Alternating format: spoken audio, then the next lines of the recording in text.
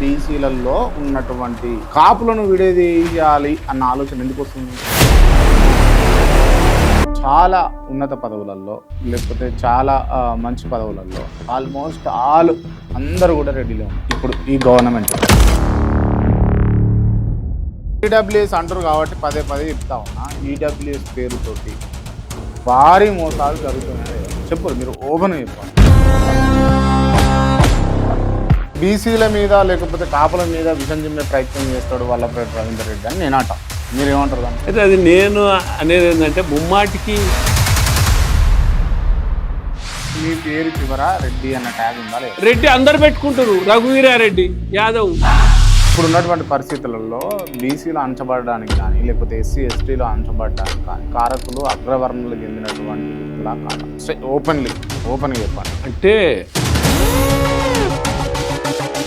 నేను ఇంకో విషయం అడగాలి. ఇప్పుడు రిజర్వేషన్లు రద్దు చేయాలి అన్న పోరాటాన్ని మీరు అంగీకరిస్తారా? నేనేమంటున్నంటే రిజర్వేషన్లు రద్దు చేయడం అనేది కంటే రిజర్వేషన్లు రిఫార్మ్ చేయాలి, కులాలను రద్దు చేయాలి. ఉన్నపలంగా కుల వ్యవస్థ రద్దు చేస్తారు. అగ్రవర్ణాల పిల్లలను అమ్మాయిలను కానీ అబ్బాయిలను కానీ నిమ్న జాతి వర్గాల పిల్లలకి ఇచ్చి పెళ్లి చేయడానికి సిద్ధంగా ఉన్నారా?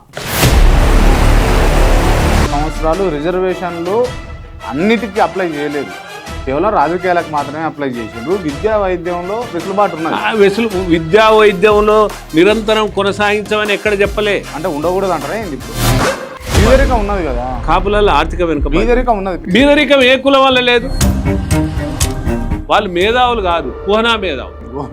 అంటే అసలు ఏంది మీ పోరాటం ఏం చెప్పారా? నాకు క్లారిటీ కానీ మీ పోరాటం ఏంది, దేని మీద మీ పోరాటం? మీరు ఇన్నేళ్ళ అంటే మీ పోరాటం సాక్షిగా, మీ ఆత్మ సాక్షిగా మీ గుండె మీద చేసుకొని చెప్పండి. రేవంత్ రెడ్డి ముఖ్యమంత్రి అయినందుకు రవ్వంత సంతోషం మా కులపోడు అయిందని వల్లభనేని రవీందర్ రెడ్డికి ఉండాలి. మాటలు వద్దండి, ఉందా లేదా అదొకటి చెప్పండి. అంటే నేను అనేది ఏంటంటే మాట మెల్లగా వస్తుంది. తీర్మానం వల్ల నాకు కనబడతాడా మీకు? ఆయన కూడా అంటుండే.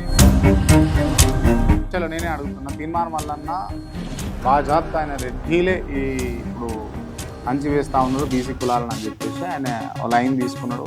ఆ లైన్ మీద రెడ్డిలను అందరినీ తిరుగుతున్నాడు. మీ అభిప్రాయం ఏంటి? అది తప్పు ముమ్మాటి. Come, let's do salsa.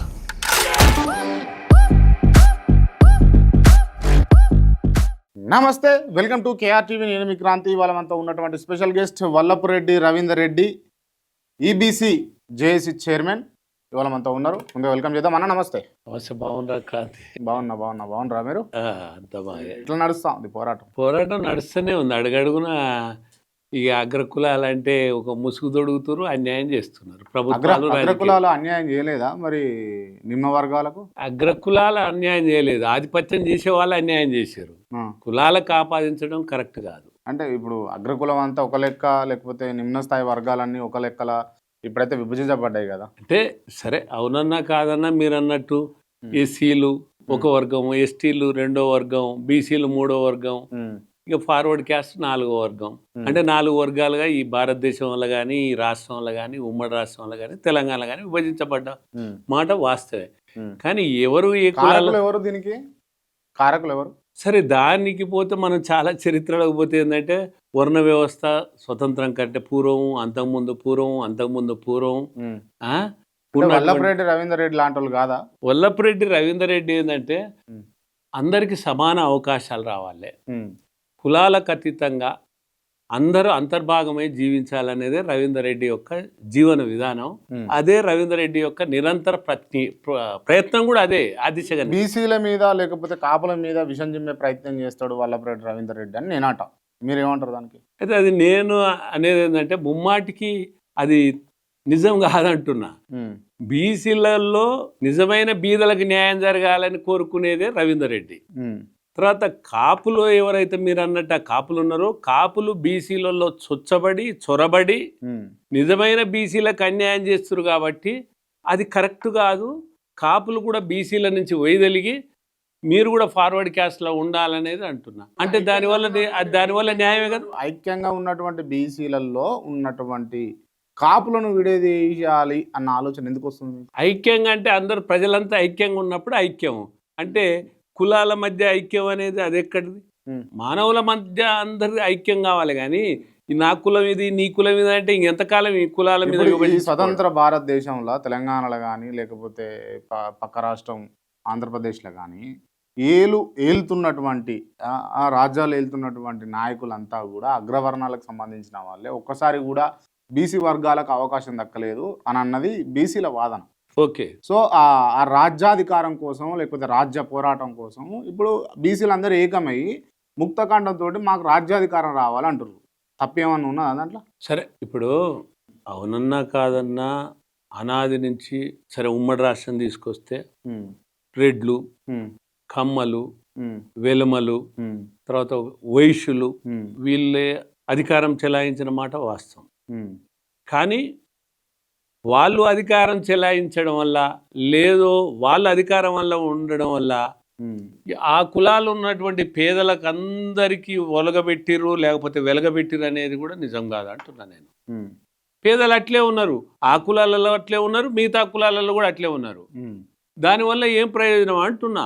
దానివల్ల జరిగింది ఇప్పుడు నేను అడుగుతున్నా మిమ్మల్ని, ఒక జగన్ రెడ్డి ముఖ్యమంత్రి చేసిండు. జగన్ రెడ్డి ఆస్తి మొత్తం షేర్ హోల్డర్స్ అందరికి పంచిపెడతాడా? రేవంత్ రెడ్డి ఈనాడు ముఖ్యమంత్రి, ఆయన ఏమన్నా ఆయన ఆస్తికి అందరు వారసులు అవుతారా? ఆనాడు రోషయ్య ఆయన ఆస్తికి అందరు వారసులు అయ్యారా? ఆనాడు చంద్రబాబు నాయుడు ముఖ్యమంత్రి ఉన్నప్పుడు ఆయన ఆస్తికి కమ్మోళ్ళంతా వారసులు అయ్యారా? ఎట్లయితారు? కాదు, వాళ్ళ వల్ల జాతిని మొత్తం కించపరచడం, జాతికి మొత్తం ఏదో ఉద్ధరించినట్టు, జాతి మొత్తం వీళ్ళు ఏదో ప్రతి ఇంట్లో ఏదో దీపం వెలిగించినట్టు మాట్లాడుతున్నారు. అది ఎట్లా కరెక్ట్ నాకు అర్థం కాదు. అసలు అగ్రకులం అనే దాని మీద నిందలేయడం, అపనిందలేయడం అంటే మీ వల్లే. ఇప్పుడు ఉన్నటువంటి పరిస్థితులలో బీసీలో అణచబడడానికి కానీ లేకపోతే ఎస్సీ ఎస్టీలో అణచబడడానికి కానీ కారకులు అగ్రవర్ణాలకు చెందినటువంటి వ్యక్తులా కాదా?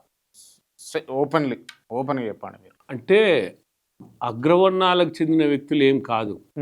అసలు వీళ్ళని ఎన్నుకునే వ్యక్తులు ఎవరు? వీళ్ళని ఎన్నుకునే వ్యక్తులు అదే కదా. ఇన్ని రోజులు మేము తప్పు చేసినాం, ఇవాళ మేము ఎందుకు తప్పు చేస్తున్నారు? ఎందుకు చేస్తున్నారు మీరు? ఇప్పుడు కుక్క బిస్కెట్ లాగా వాళ్ళు ఏదో చాక్లెట్లు అవి బిస్కెట్లు అది ఇది కావాలంటారు కానీ రాజ్యాధికారం మాకెందుకు రాదని మీరు ఎందుకు పోరాటం చేస్తలేరు? మీకేం సంకోచం లేదు కదా? మాకేం సంకోచం లేదు.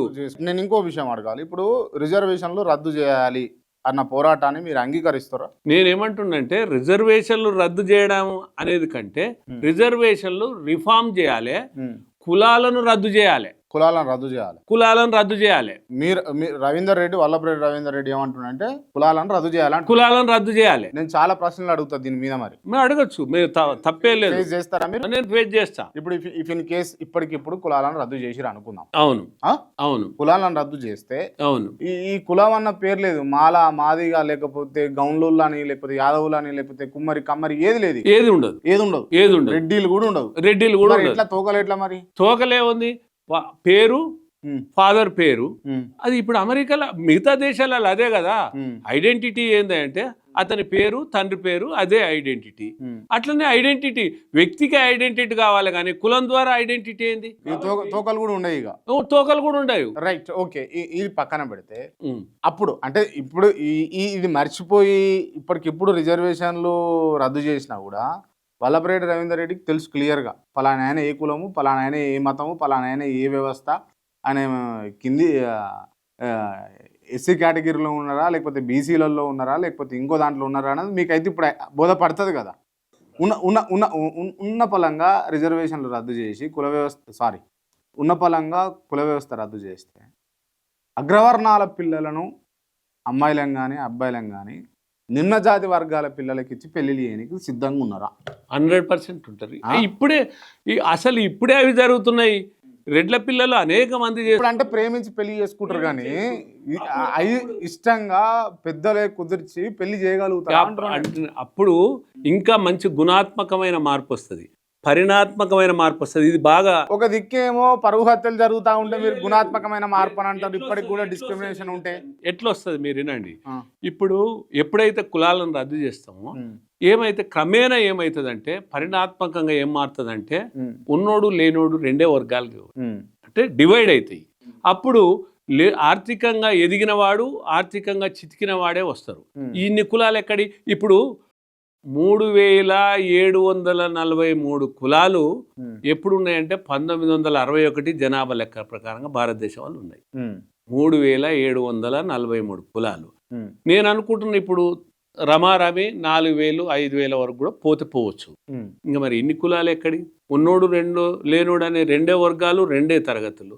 దానితోటి లేనోడుగా వీడికి ఏం చేయాలి అనేదే ప్రభుత్వం ఆలోచించాల్సి వస్తుంది. ఇక వాళ్ళ స్థితిగతులను వాళ్ళని అధ్యయనం చేసి వాళ్ళకి ప్రోగ్రెసివ్గా డెవలప్మెంట్ చేస్తారు.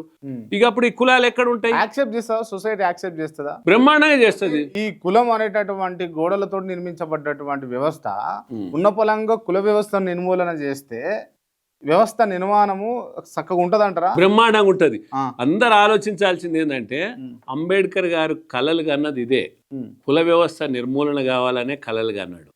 తర్వాత ఇప్పుడు మనం చెప్పుకుంటున్నటువంటి పూలే గారు కూడా ఏమన్నారంటే కుల వ్యవస్థ పోవాలే, నాణ్యమైనటువంటి విద్య రావాలి, నాణ్యమైనటువంటి వైద్యం అందరికి అందాలి అనేదే అన్నారు.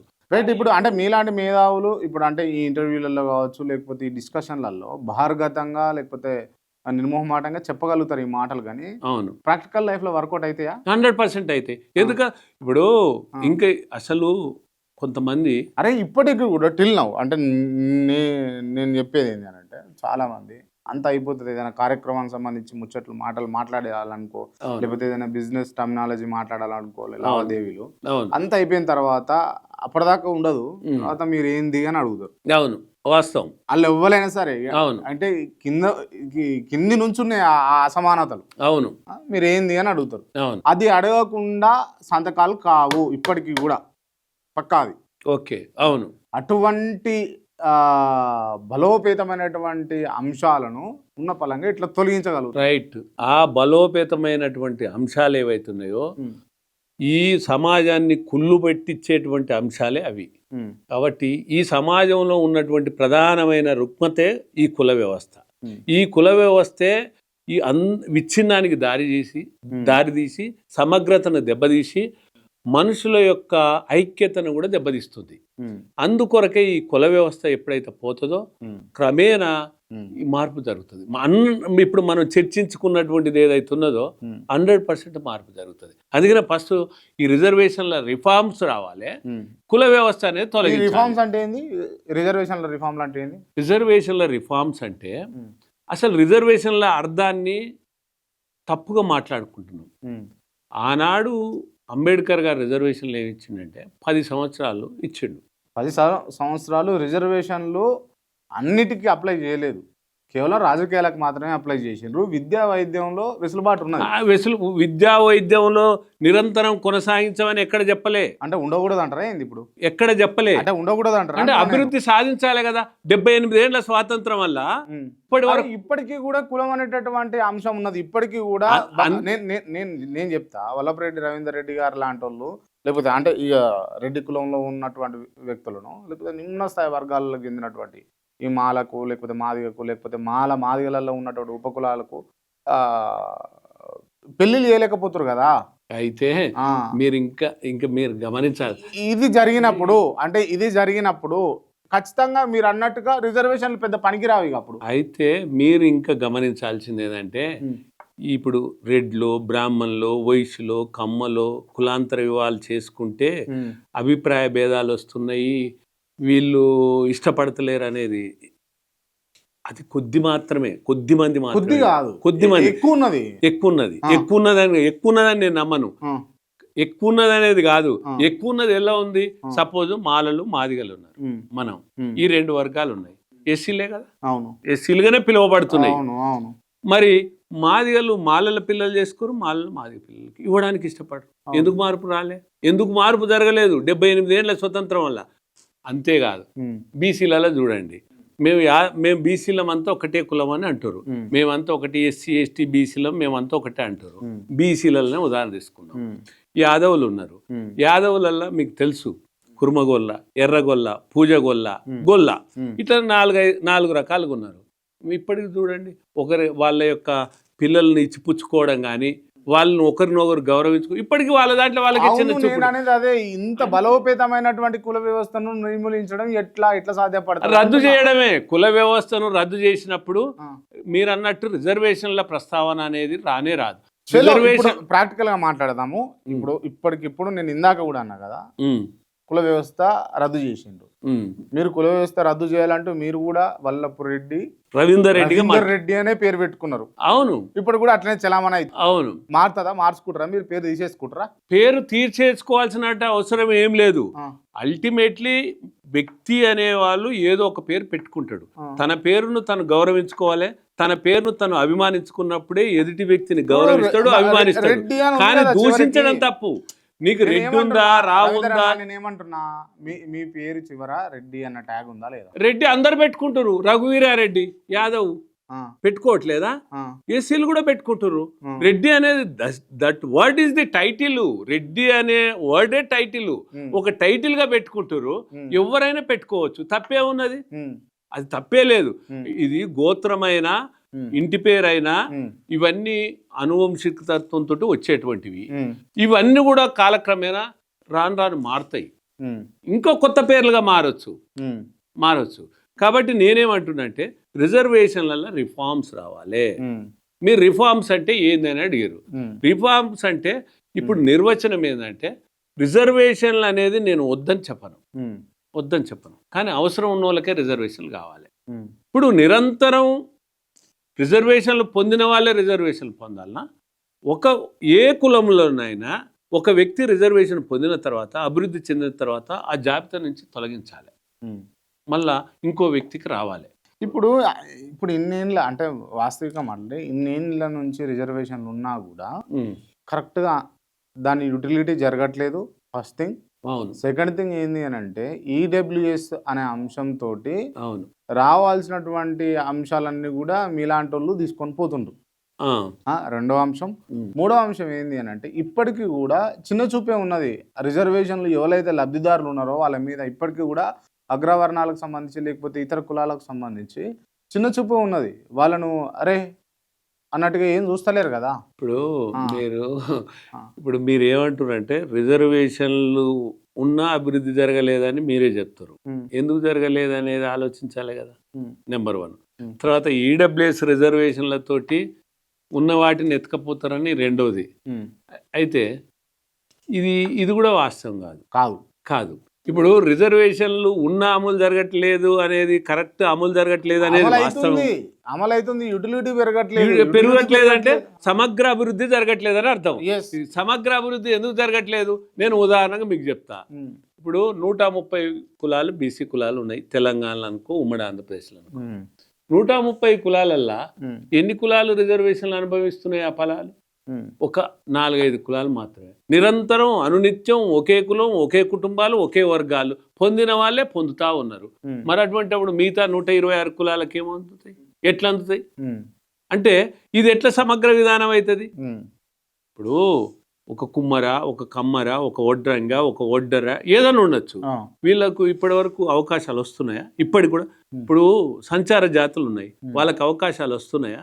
ఎక్కడ వస్తున్నాయి మీరు చెప్పండి.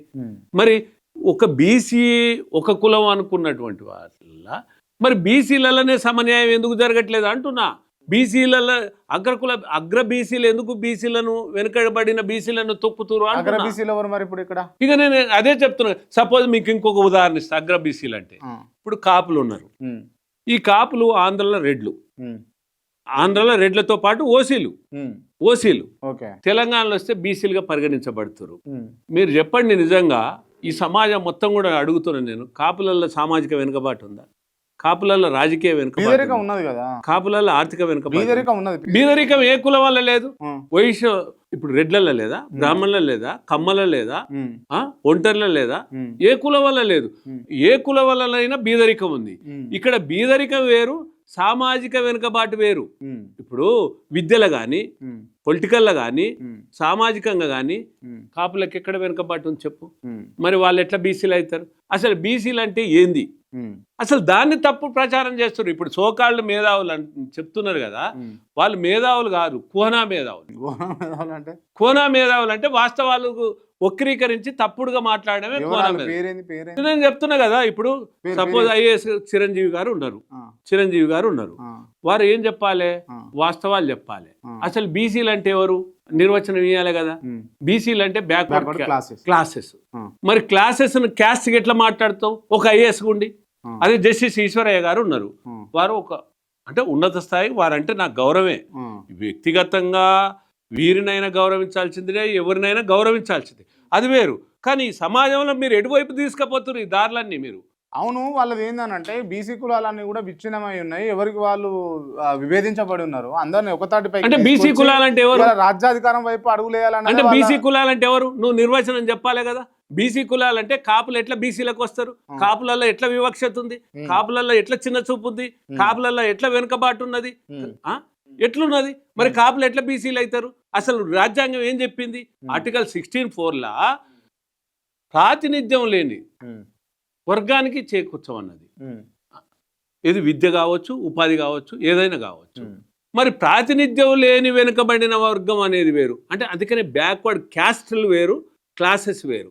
నువ్వు క్లాసెస్ గుర్తించాలి కానీ అసలు రిజర్వేషన్లు ఒకటి అంబేద్కర్ గారు రిజర్వేషన్లు కులాలకు ఇయ్యలే, మతాలకు ఇయ్యలే, క్లాసెస్కి ఇచ్చిండు, బ్యాక్వర్డ్ క్లాసెస్కి ఇచ్చిండు. ఆనాడు కులాలకు ఇచ్చింది ఎవరికి ఇచ్చిండు? షెడ్యూల్ క్యాస్ట్కి ఇచ్చిండు, షెడ్యూల్ ట్రైబ్కి ఇచ్చిండు. ఆనాడు ఉన్నటువంటి పరిస్థితులు, ఆనాడు అంటరాంతనం, అస్పృశ్యత అనేది ఉన్నది కాబట్టి వీళ్ళకి కావాల్సినటువంటిది అవసరం ఉందనేటువంటి దాని మీద ఇచ్చిండు. మరి అంటరాంతనం, అస్పృశ్యత విషయానికి వచ్చినప్పుడు ఊరు బయట ఎస్సీలను ఎస్టీలను ఉంచింది ఎవరు? అందులో భాగం లేదా అగ్రవర్ణాలకు? అందరు ఉన్నారు. నేను వాస్తవాలు చెప్పుకోవాలంటే ఊర్లో ఉన్నది ఆ రోజు ఒక కుమ్మరి, ఒక కమ్మరి, ఒక చాకలి, ఒక యాదవి, ఒక రెడ్డి, ఒక వైశ్య, ఒక బ్రాహ్మణ, వెలమ, వీళ్ళందరూ కలిసి ఊర్లో ఉన్నారు. ఊరు బయట ఉంచింది ఎవరిని? ఎస్సీలు. ఉంచిర్రా, ఉంచబడ్డరా, ఏదన్నా అనొచ్చు. ఎస్సీ ఎస్టీలు మాత్రమే ఉన్నారు. అగ్రవర్ణాల పాత్ర ఉందా? అంటే మరి వీళ్ళది లేదా? అంటే బీసీలది లేదా? అంటే మరి అంటే మీరేం నిర్దోషులు, వీళ్ళేం దోషులు, మీరేం మంచివాళ్ళు, వీళ్ళేం నిందితుల? అగ్రవర్ణాలంటే నిందితుల? అంటే సమాజం ముందల నిందితులుగా చూపిస్తారా? ఆనాడు కలిసి ఉన్నప్పుడు మరి అందరు కలిసి ఊర్లలో ఉన్నారు కదా. అసలు కుల వ్యవస్థ, వర్ణ వ్యవస్థ పుట్టడానికి, అస్పృశ్యత, అంటరాంతనం రావడానికి కారణం ఎవరు? కారణం వల్ల ఆ రోజు వాస్తవంగా అన్ని కులాలు ఊర్లో ఉన్నాయి, గ్రామాలలో ఉన్నాయి. ఉంచింది ఎస్సీ ఎస్టీలను మాత్రమే. అందులో ఆనాడు అన్ని బీసీల పాత్ర ఎందుకు లేదు? అందరిది ఉంది. అది పాపమా శాపమా ఏదన్నా కానీ ఆ రోజు అందరి పాత్ర ఉంది. మరి ఆనాడు ఎందుకో మేము ఎస్సీ ఎస్టీ బీసీలం అంతా ఒకటి కాబట్టి మేము పోయి ఎస్సీ ఎస్టీల హక్కున ఉంటామని ఏ బీసీలు మాట్లాడలేదు, ఏ బీసీల హక్కున చేరలేదు. ఈరోజు ఈ కులాల మధ్య చిచ్చు పెట్టడానికి ఒక ఎజెండా ఎన్నుకున్నారు. ఇంకొకటి మీరు తరచుగా మాట్లాడతారు చాలామంది, మీరు వినండి, ఎస్సీ ఎస్టీ బీసీ మైనార్టీలకు రాజ్యాధికారం కావాలండి. ఏమండి, ఎస్సీ ఎస్టీ బీసీ మైనార్టీలకు రాజ్యాధికారం అంటే మైనార్టీలకు రాజ్యాధికారం లేని ఎప్పుడు చెప్పండి? ఎట్లా కలిసి ఎట్లా మీరంతా ఒకటే అవుతారు అంటున్న. బాబర్ నుంచి నిజాం వరకు 700 సంవత్సరాలు ఏకచక్రాధిపత్యం వెళ్ళినటువంటి మైనార్టీలు, ముస్లింలు, వాళ్ళకి రాజ్యాధికారం 700 ఏళ్ళు. ఒకేడు కాదు, 2 ఏళ్ళు కాదు. మీరే అంటారు కదా ఇప్పుడు, అంటే మీరంతా ఒకటే అనేది ఎట్లా మీరు రాజ్యం వెళ్తే, లేకపోతే చంద్రబాబు రాజ్యం వెళ్తే అందరికి ఫలాలు పంచి పెడుతున్నా అంటారు కదా. ఆ బాబరు నిజాం రాజు వెళ్తే ఇప్పుడున్న మైనార్టీలు అట్టడుగు నుండి ఆగమైపోయిన వాళ్ళు ఉన్నారు, వాళ్ళని కలుపుకుంటే తప్పేంది? రైట్. నేనేమంటున్నంటే ఆనాడు బాబర్ నుంచి నిజాం వరకు వెళ్ళినా కూడా మైనార్టీలో ఉన్నటువంటి ముస్లిం పేదలలో పేదరికం అట్లే ఉంది. కాబట్టి ఏ కులం వాడు ఏలిండి అనేది ముఖ్యం కాదు. ఏలుబడి చెందిన వ్యక్తి విశిష్టంగా, విలక్షణంగా అన్ని వర్గాలను పాలించిన వాడు, అటువంటి వ్యక్తి గొప్పవాడు. అటువంటి వ్యక్తిని ఎన్నుకునే దిశగా మనం ప్రయాణం చేయాలి. అయితే ఒకటి, ఈ వర్ణ వ్యవస్థలా ఉన్నటువంటి కులాలు పోలేదు కాబట్టి, ఇప్పుడు అట్లే ఉన్నాయి కాబట్టి, సరే ఆధిపత్యం అనేది కోరుకోవడం వల్ల తప్పేం లేదు. అధికారం చెలాయించాలని కోరుకోవడం. మీ పోరాటం ఏం చెప్పారా? నాకు క్లారిటీ ఇవ్వండి. మీ పోరాటం ఏంది? దేని మీద మీ పోరాటం? నా పోరాటం ఏంటంటే ఈ కులాల పేరు మీద సమాజాన్ని విడదీయొద్దు. కులాల పేరు మీద ఎవరు విడదీస్తారు? పేర్లు చెప్పగలరు. నేను చెప్తున్నా కదా, పేర్లు చెప్పండి. ఇప్పుడు నేను చెప్పిన కదా, ఇప్పుడు జస్టిస్ ఈశ్వరయ్య గారు నేను చెప్పిన అంటే ఎగ్జాంపుల్ చెప్తున్నా, అనేక మంది అంటే వీళ్ళంటే ఈ ఇటీవలి కాలంలో ఇప్పుడు రాజకీయ నాయకులు కూడా కులాల పేరు మీదనే కదా, కులాల పేరు మీద విభజించడం కాకపోతే ఉంది. ప్రభుత్వాలు కూడా అదే కదా పనిచేసేది. ఇప్పుడు ఈ డిస్క్రిమినేషన్ అంటే ఈ కుల వ్యవస్థను ఉపయోగించుకోవడమే కదా. ఇప్పుడు నేను ఒక విషయం అడుగుతా, మీరు పర్సనల్ గా చెప్పుండ్రి, మీరు ఇన్నేళ్ళ అంటే మీ పోరాటం సాక్షిగా, మీ ఆత్మ సాక్షిగా, మీ గుండె మీద చేసుకొని చెప్పండి, రేవంత్ రెడ్డి ముఖ్యమంత్రి అయినందుకు రవ్వంత సంతోషం మా కులపోడు అయిందని వల్లభరెడ్డి రవీందర్ రెడ్డికి ఉందా లేదా గంతే. ఇక ఇప్పుడు మాటలు వద్దండి, ఉందా లేదా గదొకటి చెప్పండి. ఇక మా కులపోడు అయింది అనేది ఏం లేదు. అబద్ధం చెప్తే ఎట్లా? అబద్ధం కాదు, వాస్తవాలు చెప్తున్నా.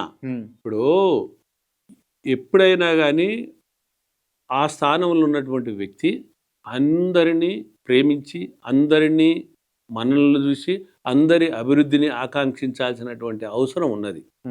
నేను కూడా కోరుకోను, నేను కూడా ఇట్లా ఈ మా కులానికి ఏ మాత్రమే చెయ్యాలి అనేటువంటిది నేను కూడా ముఖ్యమంత్రి రేవంత్ రెడ్డి కోరుకోను.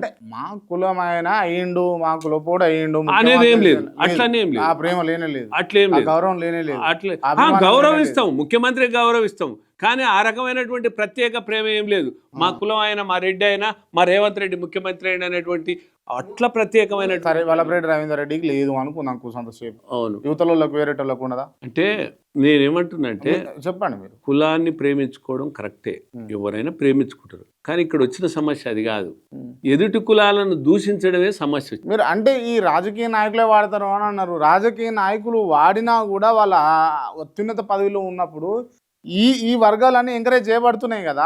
నేను అనేది అదే. అంటే ఇప్పుడు ముఖ్యమంత్రి రేవంత్ రెడ్డి గారు ఉన్నారు, ఈ వర్గాలను మీరు ఇది చేయరు, అది చేయరు అని, తప్పుడు చేయరు అని. ఇప్పుడు మనం మాట్లాడుకుందాం. చాలా ఉన్నత పదవులలో, లేకపోతే చాలా మంచి పదవులలో ఆల్మోస్ట్ అందరూ కూడా రెడ్డిలే ఉన్నారు ఇప్పుడు ఈ గవర్నమెంట్ లో. అదేంది కారణం ఏంది దానికి? అంటే నేను అనడం ఏంటంటే, మాట మెల్లగా వస్తుంది మీకు ఇప్పుడు. మెల్లగా ఏం రాదు, మెల్లగా ఎందుకు వస్తుంది? సామాజిక సమతుల్యం పాటించాల్సినటువంటి బాధ్యత ప్రభుత్వాలకు ఉంటుంది, రాజకీయ పార్టీలకు ఉంటుంది. అట్లా ఉండడానికి వీలు లేదు. కానీ ఒకవేళ అటువంటి అవకాశాన్ని కూడా తావివ్వకూడదు. వీలు లేదంటారు, కళ్ళకు కనబడుతున్నాడా? అందరు ఉన్నారు. నేను చెప్తున్నా కదా, ఇప్పుడు అందరు ఉన్నారు. కాకపోతే ప్రతిదానికి ఏం చేస్తారంటే, నేను చెప్తున్నా కదా బైసాపు, మీరు అర్థం చేసుకోవాలి, ప్రతిదానికి రెడ్లను ఏం చేస్తారంటే పై రెడ్డిని చూపించి టార్గెట్ చేస్తారు. అది ఒకటి ఈ మధ్య కాలంలో అసలు ఎప్పుడు లేని ఈ మధ్య కాలంలో వచ్చింది. ఏదంటే రెడ్ల మీద నెట్టడం, రెడ్లకు అహంకారం అంటగట్టడం, రెడ్లకు ఆధిపత్యం ఉందని అంటగట్టడం.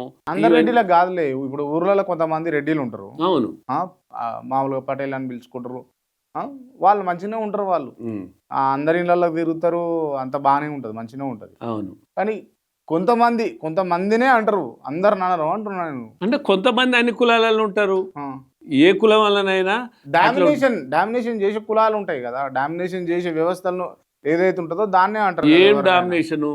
ఏం డామినేషన్ వీళ్ళ అసలు రెడ్లు రైతులబ్బా, రెడ్లు అన్నం పెట్టే ఇది ప్రధానమైనటువంటి ప్రవృత్తి ఉన్నటువంటి రెడ్లు.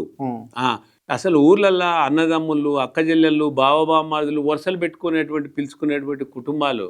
కానీ ఇటీవల కాలంలో ఒక సాంప్రదాయంగా ఏర్పడ్డది, రెడ్లను వేరు చేసి రెడ్లను ఒక ఆర్థిక దోపిడీదారులుగా ఒక చిత్రీకరించి వాళ్ళని ఒక నిందితులుగా, ఇది ఒకటి అలవాటుగా మారింది. ఎందుకంటే ప్రతి ఒక్కరు నేను ఈ రెడ్లను టార్గెట్ చేస్తే మేము హీరోలు అవుతాం అనుకుంటారు. ఎట్లయితే పేరు చెప్తలేరు మీరు? అది చాలా మంది, నేను చెప్తున్నా కదా, ఇప్పుడు మాట్లాడే వాళ్ళు సోకాళ్ళు అనేక మంది మాట్లాడతారు. పేరు భయపడుతురా? నేను ఎవరికి భయపడను.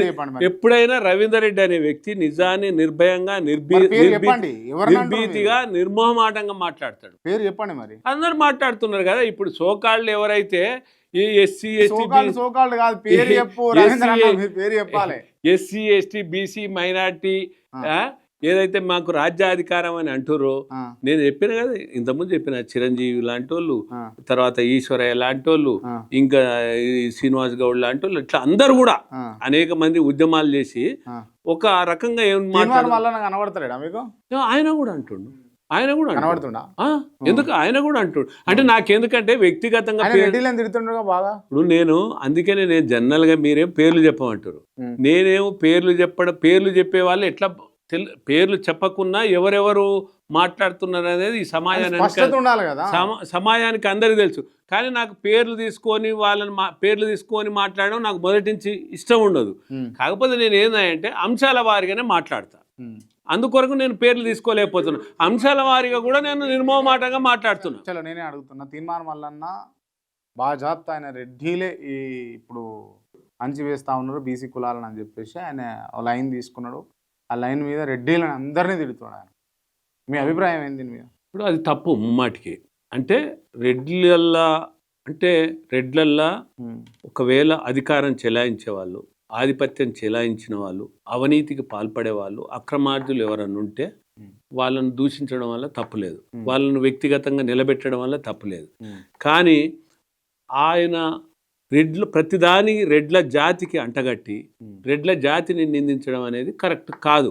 ఉమ్, ఆయన అంటే నాకు కూడా ప్రశ్నించే గొంతుగా గౌరవం ఉండే, ఉమ్, కానీ అతను మాట్లాడుతున్నటువంటి విధానాన్ని చూస్తే ఉమ్, అది కరెక్ట్ కాదు. కానీ ఆయనలాగా నేను మాట్లాడలేను. ఆయన రెడ్లను ఏ విధంగా పరుష పదజాలాలతో దూషిస్తాడు, కానీ నాకు విచక్షణ ఉంటుంది కదా. నేను ఆయన దూషించినని నేను ఆయన దూషించదలుచుకోలేదు.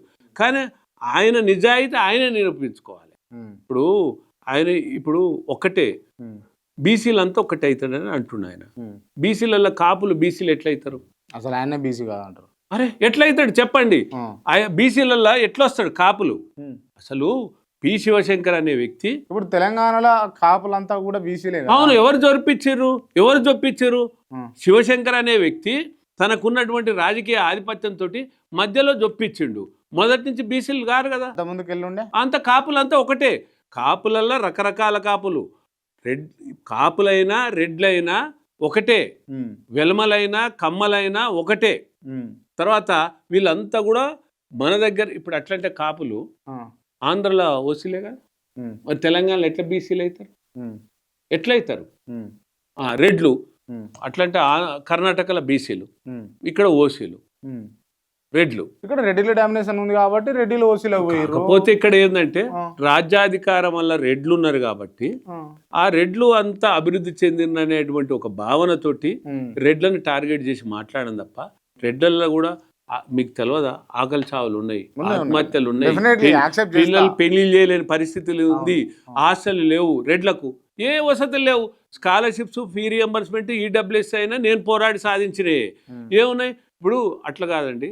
ఇప్పుడు ఎస్సీలకు, ఎస్టీలకు, బీసీలకు కార్పొరేషన్ ఉంది, ఒక కమిషన్ ఉంది, వెల్ఫేర్ డిపార్ట్మెంట్ ఉంది. రెడ్డి కమిషన్, రెడ్డి కార్పొరేషన్ ఏది లేదు కదా, ఏది లేదు. మరి ఎస్సీలు ఒక తరగతి, ఎస్టీలు ఒక తరగతి, బీసీలు ఒక తరగతి. మరి వీళ్ళ వెల్ఫేర్ ఉన్నప్పుడు వీళ్ళకు కూడా ఉండాలి కదా, వీళ్ళకు కూడా ఉపాధి, స్వయం ఉపాధి అవసరం కదా, ఒక కార్పొరేషన్ ఉండాలి కదా, ఉండాలి. మరి ఒక వెల్ఫేర్ డిపార్ట్మెంట్ ఉండాలి కదా. ఇప్పుడు మీ నాన్న ఎవరంటే పలాని పేరు చెప్పుకుంటావు. ఇప్పుడు ఎవరికి అప్రోచ్ కావాలి? ఏదన్నా అంశాల వారిగా ఏదన్నా అన్యాయం జరిగినప్పుడు, ఏదన్నా సమస్యల మీద ఎదుర్కొన్నప్పుడు ఎవరికి అప్రోచ్ కావాలి? వీళ్ళకు డిపార్ట్మెంట్ అనేది లేదు, వీళ్ళకు కమిషన్ లేదు. ఇప్పుడు కనీసం అగ్రకులాలలో కూడా వాళ్ళ స్థితిగతులను అధ్యయనం చేయడానికి, తర్వాత వాళ్ళకి ఏం అవసరం లేదో తేల్చడానికి, లేదా అందులో ఎవరు ధనికులు ఎవరు పేదవాళ్ళని తేల్చడానికి వాళ్ళకు కూడా ఒక కమిషన్ వేయాలి కదా. ఎస్సీకి కమిషన్ ఉంది, ఎస్టీకి ఉంది, బీసీకి ఉంది, వీళ్ళకు లేదు. వాళ్ళకి ఎందుకున్నాయని అంటడం లేదు. మరి వీళ్ళకు కూడా కావాలి కదా. స్టడీ సర్కిల్ ఉన్నాయి, ఇప్పుడు ఎస్సీ, ఎస్టీ, బీసీలకు ఉన్నాయి. మరి వీళ్ళల్లో కూడా పేదవాళ్ళు ఉండరు కదా. ఒక ఐఏఎస్, ఐపీఎస్, ఒక ఐఏఎఫ్ఎస్ చదవాలనుకో, మరి వీళ్ళకి స్టడీ సర్కిల్ అవసరం లేదా? మరి వీళ్ళకి ఎందుకు పెట్టలేదు ప్రభుత్వం? మీరు అంటారు సమన్యాయం అని ఎక్కడుంది చెప్పు? డిస్క్రిమినేషన్ ఎవరి మీద చూపిస్తారు చెప్పు? మరి అగ్రకులాల మీద చూపించకపోతే ఎవరి మీద చూపిస్తారు?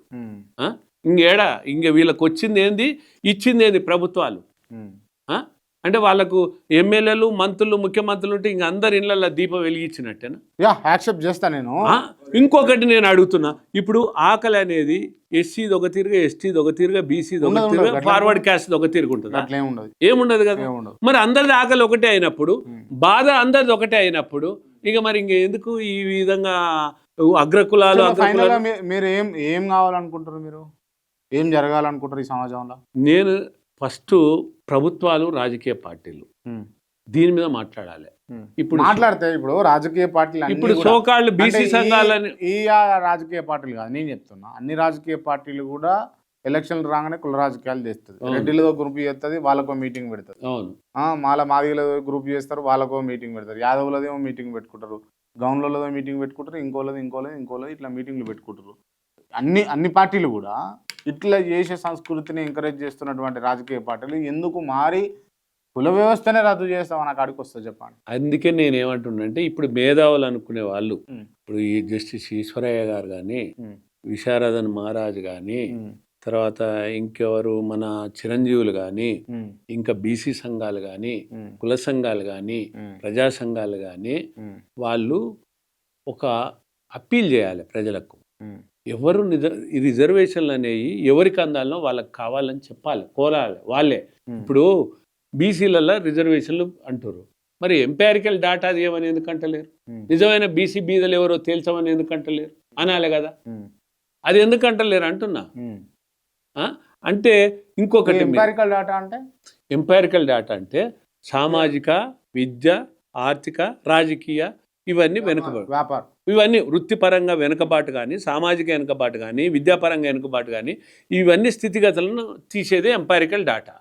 ఇవి ఎవరికి అవసరమో వాళ్ళకి తీయాలి. అదే అసలు రిజర్వేషన్లకు మూలమే అది అన్నట్టు. అసలు వెనుకబడిన వీటిలో వెనుకబడ్డ వాళ్ళకు లబ్ధి జరగాలి. లేదు దాంట్లో మంచిగానే ఉన్నారు అంటే అవసరం లేదు, వాళ్ళని తొలగించాలి. కొత్తగా ఎవరైనా ఉంటే అరువులను చేర్చాలి. ఇప్పుడు సపోజ్ కాపులు ఉన్నారు, కాపులను బీసీ జాబితాకి వెళ్ళి తొలగించాలి. వాళ్ళు వెనకబడిన వాళ్ళు కాదు కదా. ఇంకొకటి వాళ్ళ మీద కాపులలో కూడా పేదలు లేరా? మొత్తమే లేరు. ఈడబ్ల్యూఎస్ కిందకి వస్తారు కదా. ఇప్పుడు ఈడబ్ల్యూఎస్ అనే దాని మీద ఎకనామికలీ వీకర్ సెక్షన్. ఇప్పుడు ఈడబ్ల్యూఎస్ అంటారు కాబట్టి పదే చెప్తా ఉన్నా, ఈడబ్ల్యూఎస్ పేరుతోటి భారీ మోసాలు జరుగుతున్నాయా లేదా చెప్పరు, మీరు ఓపెన్ చెప్పాలి. ఈడబ్ల్యూఎస్ తోటి భారీ మోసాలు జరుగుతలేవు. ఎక్కడైనా తప్పటడుగులు వేసే సర్టిఫికెట్ అట్లా ఏదైనా ఉంటే 1, 2 ఉంటే అంటే దాన్ని ఉంటే వాటిని శిక్షించాల్సిందే, వాటిని దోషులుగా తేల్చాల్సిందే. నిజమైన వారికి న్యాయం జరగాలి. తర్వాత కానీ ఈడబ్ల్యూఎస్ రిజర్వేషన్లు కూడా అన్యాక్రాంతంగా వచ్చినాయి అనడం తప్పు. ఇప్పుడు చట్టపరంగానే వచ్చినాయి. వీళ్ళు అర్థం చేసుకోవాల్సింది ఏంటంటే ఎట్లొచ్చినాయి అంటారు. ఇప్పుడు ఆర్టికల్ 15, 16, వీళ్ళకు ఎస్సీ ఎస్టీ బీసీలకు వచ్చినప్పుడు మరి 16(6) రాజ్యాంగ ప్రకారంగా రిజర్వేషన్లు వచ్చినాయి. మరి ఎట్లా అన్యాక్రాంతంగా వచ్చినట్టు? చట్టపరంగా రిజర్వేషన్లు కదా. తర్వాత 193 రాజ్యాంగ సవరణ ద్వారా వచ్చినాయి. తర్వాత పార్లమెంటు ఉభయ సభల ఆమోదం పొందితే వచ్చినాయి. తర్వాత రాష్ట్రపతి ఆమోదం పొందిన తర్వాత బయటికి గజిట్ అయింది.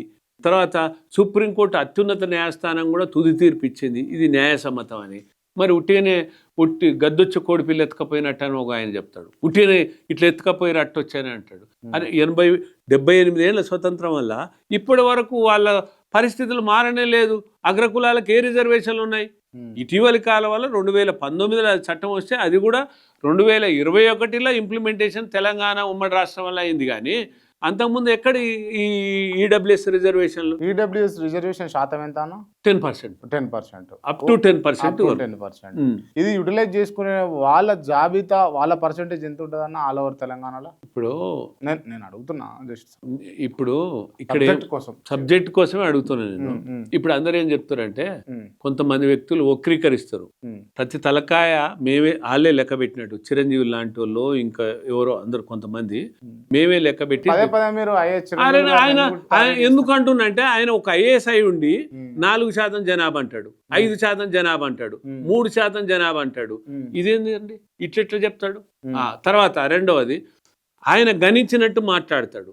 అది ఎట్లా అంటే నేను ఏమంటున్నంటే మీరు మేధావులు అనే వ్యక్తులు ఎంత ఉంటది మరి మీరు చెప్పరాదు రే. ఇప్పుడు నేనేమంటున్నంటే ముస్లింలను కూడా కలుపుకుంటే ఈ రాష్ట్రంలో అంటే దేశం సగటు జనాభా తీసుకుంటే 4వ వంతు, దేశం సగం జనాభా తీసుకుంటే అంటే ఉమ్మడి రాష్ట్రం తీసుకున్నప్పటికీ అప్పుడు కూడా 23 అట్లా వచ్చింది. తర్వాత కేసీఆర్ తెలంగాణ లెక్కల్లో చూసుకున్న 23% వచ్చింది. అంటే ఎంత పర్సెంటేజ్ చెప్పండి. అంటే 23% జనాభా, అగ్రకులాల జనాభా. 23% ఉన్నారా తెలంగాణలో? ముస్లింలను కలుపుకొని ముస్లింలు వస్తారు కదా ఇళ్ళకే. ఎందుకు? రెడ్లు, బ్రాహ్మణులు, వైశ్యులు, క్షత్రియులు, కమ్మలు, కాపులు, బల్జలు, ఒంటరిలు, తెలగలు, వెలమలు, ముస్లింలు. ముస్లింలు ఎందుకు వస్తారంట? ముస్లింలు ఓసీలే కదా, ఫార్వర్డ్ క్యాస్ట్. సరే ముస్లింలు పక్కన పెడితే ఎంత ఉంటది? ముస్లింలు పక్కన పెడితే అయితే మొన్న తేల్చింది ఏంటంటే రేవంత్ రెడ్డి ప్రభుత్వం, ముఖ్యమంత్రి రేవంత్ రెడ్డి గారు 15.6 ఏదో చేయొచ్చు, 15% అనేది తేల్చిండు. మొన్న తేల్చిన జనాభా. సరే ఏదైనా 15 నుంచి 23 వరకు అనుకుందాం. వాళ్ళకి ఎంత శాతం రిజర్వేషన్? 10% రిజర్వేషన్. అంటే 10% బీసీలకు ఎంత ఇస్తారు రిజర్వేషన్? బీసీలకు ఎంత ఇస్తున్నట్టే వాళ్ళు ఎంత పర్సెంటేజ్ ఉన్నారు? వాళ్ళు 50% నిర్ధారించారు. 50% నిర్ధారించారు. వాళ్ళకి రిజర్వేషన్ శాతం ఎంత? ఇప్పుడు వాళ్ళకి ఎంత 27% ఉంది. 27% ఉంది. 15% ఉన్న వాళ్ళకేమో 15 అంటే మరి ముస్లింలు కూడా ఉన్నారు కదా, ముస్లింలు అందరు కలిపే కదా. నేను అనే ముస్లింలు వీళ్ళంతా 100% చట్టం వల్లనే ఉంది. 103 రాజ్యాంగ ముస్లింలు చూపించగలుగుతారా మీరు? చూపించగలుగుతాం బరాబర్. చాలా మంది అన్ని కాలేజీలలో అప్లై చేసుకుంటారు ఈడబ్ల్యూఎస్ కింద. వాళ్ళకు రాజ్యాంగం కల్పించిన హక్కు ఆ ముస్లింలకు కూడా. సరే కాకపోతే కొంతమంది ఏం చేశారంటే ఈ ముస్లింలలో కూడా ఏది బీసీ కొంతమంది తీసుకొని బీసీలలో అంతకుముందు ఈడబ్ల్యూఎస్ రిజర్వేషన్ రాకముందు బీసీ 4% రిజర్వేషన్లలో ఉన్నమాట వాస్తవం గతంలో. అది కూడా ఇక్కడ 4% అనేది అదనంగా ఇక్కడ ఇస్తారు. 54% వరకు ఇస్తున్నారు ఎక్కడ మన తెలంగాణ రాష్ట్రంలో. ఇది 4% రిజర్వేషన్లు ఇస్తున్నారు ముస్లింలకు కూడా, అంటే ఈ బీసీ కింద. కాబట్టి ఈ రిజర్వేషన్లు ఎస్సీలకు కానీ ఎస్టీలకు కానీ బీసీలకు కానీ ఎవరికి నష్టం కలిగించే రిజర్వేషన్లు కావు. ఎవరి దాంట్లో ఎవరు జొరబడలేదు. ఒకవేళ విద్యలో కానీ ఉద్యోగంలో కానీ అవసరం అనుకుంటే సూపర్ మెమరీ పోస్టులు క్రియేటివ్ చేసి రిజర్వేషన్లు ఇవ్వాలి ఈడబ్ల్యూఎస్ కానీ, ఎవరిని కానీ తగ్గించడానికి కానీ ముట్టుకోవడానికి వీల్లేదని రాజ్యాంగం వల్లనే పొందుపరచరు. మరి ఈ రిజర్వేషన్లతోటి ఈ రిజర్వేషన్లు ఎత్తేయాలని, ఈ రిజర్వేషన్లు అన్యాయం అని అంటాడు ఎవరు? చిరంజీవి గారు. ఎట్లంటుండు? ఎందుకంటుండు ఆ మాట? అంటే మరి ఇప్పుడు రిజర్వేషన్లలో మరి కాపులు బీసీలకు రారు, మరి వాళ్ళకు మరి ఎత్తేయమని ఎందుకన్నాడు? ఎంపైరికల్ డాటా తీయమని ఎందుకన్నాడు? 16(4) ప్రకారంగా ఎవరైతే సంపన్న శ్రేణులో వాళ్ళని తొలగించమని ఎందుకన్నాడు? ఇవన్నీ వద్దబ్బా. జస్టిస్ రోహిణి కమిషన్ 2017 వేసారు. వాళ్ళు వేసి 4 రకాలుగా బీసీలను గుర్తించరు. Other backward classes, ultra backward classes, most backward classes, nomadical backward classes. అంటే సంచార జాతులు, అత్యంత వెనుకబడిన తరగతులు, వెనుకబడిన తరగతులని 4 రకాలుగా విభజించారు. దాంట్లో 97% ఫలితాలను వీళ్ళు ఒక 4-5 కులాలే పొందుతున్నారు.